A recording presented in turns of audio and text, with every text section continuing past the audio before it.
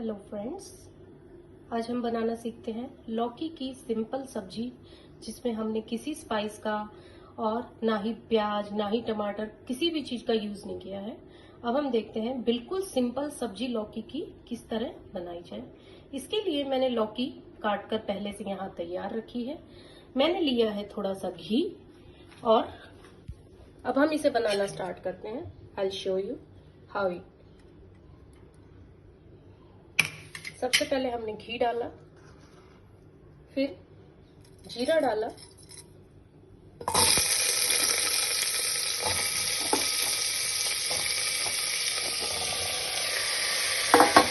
इसमें थोड़ा सा स्वाद अनुसार नमक, थोड़ी सी हल्दी पाउडर, थोड़ा सा लाल मिर्च पाउडर और इन सभी चीजों को एक बार हम मिक्स कर लेंगे।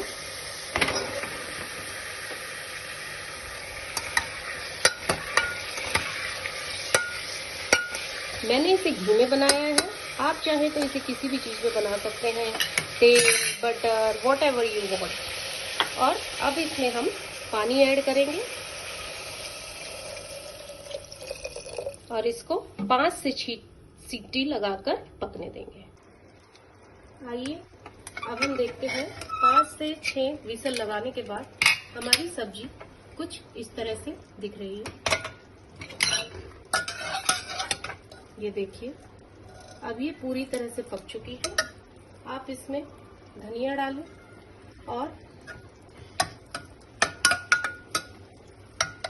इसे गरम गरम चपाती के साथ सर्व कीजिए।